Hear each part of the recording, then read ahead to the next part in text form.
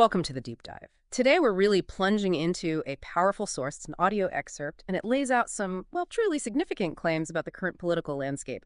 It offers a, let's say, highly critical perspective on government institutions, political figures, and a whole range of policy directions. Yeah, and what's particularly insightful about this source is how it weaves together these really diverse allegations, Yeah. from specific criticisms aimed at the FBI to broader points on economic policy, border policies, all to construct this particular overarching narrative. Right. And our mission, well, as always, it's to impartially unpack these central arguments, these allegations, for you, our listener. We're here to understand what the source is claiming and how it builds its case, really, without endorsing or refuting its viewpoints, of course. Exactly. So think of this as your way to quickly grasp the core message and maybe some surprising facts this source highlights. Will distill the essential takeaways, just helping you get the bigger picture that the source is painting. Okay, let's unpack this. So right off the bat, our source launches into what it calls a bombshell revelation, an alleged abuse of power and corruption, it says, by top people within the FBI. It argues these individuals were, quote, filled with hatred and, frankly, anti-Trump rage, and that they allegedly plotted to destroy the president. It presents this as, much graver than maybe previously understood. And the source anchors this initial claim in specific events. It points to a New York Times report, which it uses to indicate that just 2 days after James Comey was terminated back in May 2017, several top FBI officials started asking if President Trump was actually working directly for Russia. And what's striking, at least according to the source, is its assertion that this supposed inquiry began, quote, without a single shred of evidence, zero probable cause, zero proof of any collusion. The source immediately calls this a witch hunt, claiming an investigation was then opened into whether Russia directed the president to fire Comey. So it's really questioning the whole basis for the inquiry right from the start. Right. And then the source strategically brings in what it frames as contradictory evidence. It highlights James Comey's own testimony, for instance, where he apparently stated there was no evidence of collusion after looking for 9 months, that Trump wasn't the target of his investigation, and, crucially, that the president had the constitutional authority to fire him anyway, for any reason. It also pulls in perspectives from Capitol Hill. The source quotes Congressman John Ratcliffe, who reportedly told a reporter, in May of 2017, political bias infected senior FBI leadership, and emotion, not evidence, drove their decision-making. And the source presents this quote as, well, further proof of these internal issues. And furthermore, the source points to a closed-door interview, this one with former FBI counsel James Baker, which it claims revealed that FBI senior leadership could not accept that Comey was fired for cause, and the president had the constitutional authority to terminate Comey. So the source suggests this disbelief, this feeling, is what triggered the continuation of what it keeps calling a witch hunt, implying, personal feelings were driving official actions. Building on that, the source then cites President Trump's former attorney, John Dow. He's quoted describing the FBI's alleged anti-Trump operations as a political coup, or an attempted coup by Comey and his crowd. Wow, strong words. Yeah. Dow reportedly stated that Rosenstein, Comey, Mueller, behaved the whole crowd, were out to get this president no matter what. And then the source takes a New York Times article and interprets it as an admission of their bad behavior. It frames this article as acknowledging corruption and abuse of power by people that are unchecked, a bureaucracy unto itself, unlimited powers, no accountability, which, fits right into the source's broader deep state narrative, this idea of an unelected bureaucracy working outside oversight. And the source isn't finished with these claims of bias. Not at all. It extends them to suggest unequal justice. It asserts that the same bureaucrats, quote, openly rooted for Hillary Clinton to win the election.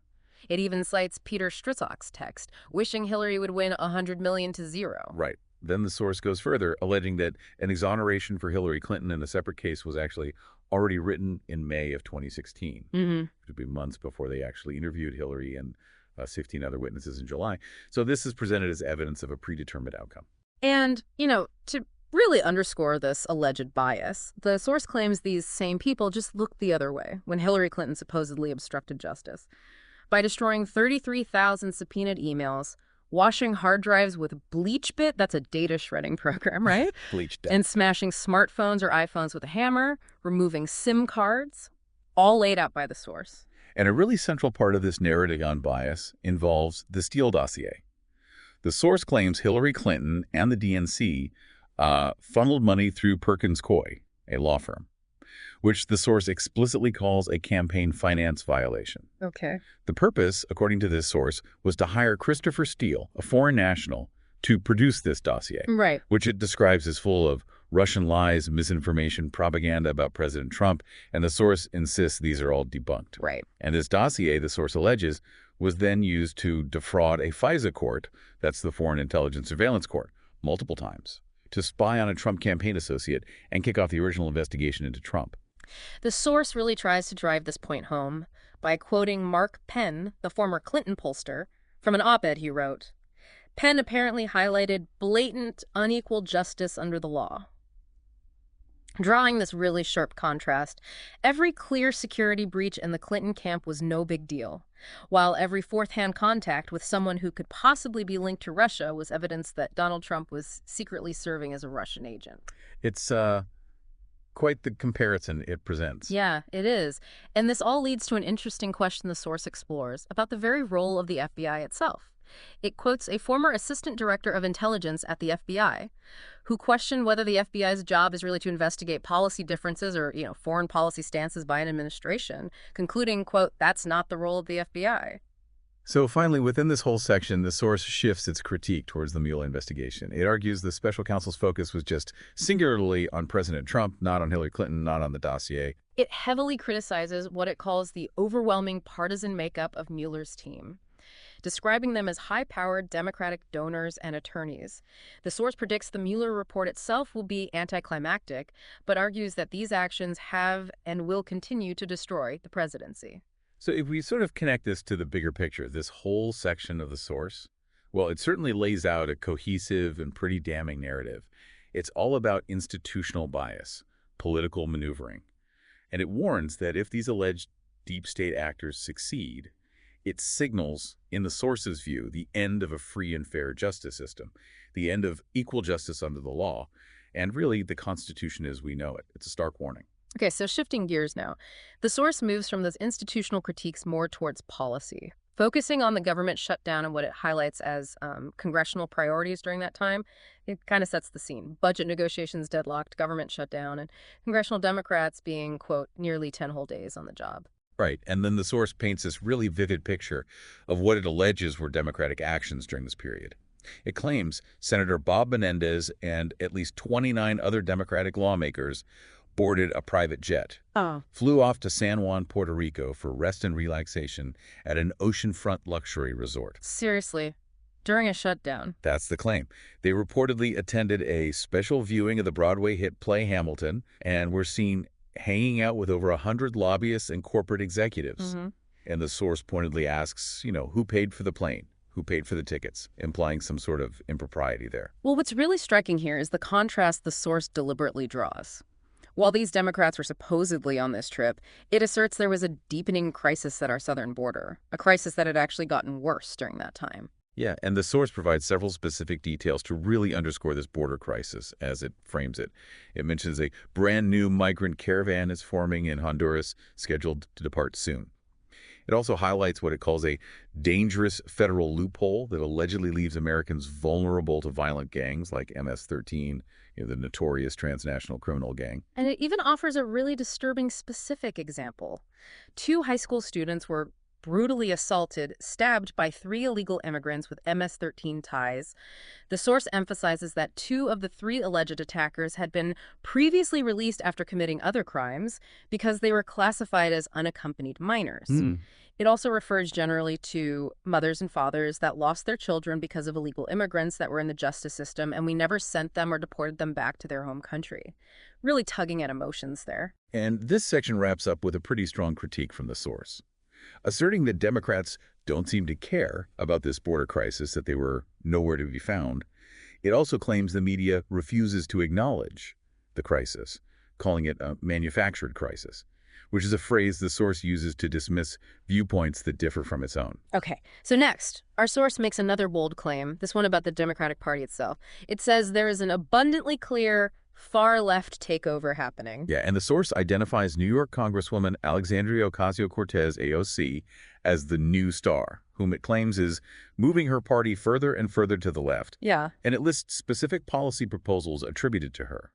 A 70% tax rate calls to abolish IC, that's Immigration and Customs Enforcement, Right. and what it describes as government-mandated climate shaming policies. And these are presented as like concrete examples of socialist ideas gaining momentum. For instance, New York City Mayor Bill de Blasio is described as comrade mayor Wow. and allegedly eyeing a new far-left scheme to redistribute wealth. And the source directly quotes de Blasio. This is from his State of the City address, where he apparently said, "Millions of people in this city, tens of millions across the country, are boxed into lives that just aren't working for them. It's no accident, it's an agenda. There's plenty of money in this city, it's just in the wrong hands." Quote. The source jumps on this, interprets it as a desire to confiscate money, arguing it's always about power, bigger government finding new reasons to tax and control hardworking Americans. And the source also points to California Governor Gavin Newsom, labeling him a radical leftist governor. The specific allegation here is that he is now going to tax drinking water, requiring Californians to pay an extra tax to ensure that the water they drink is clean, despite already having a 13.5% in state income tax.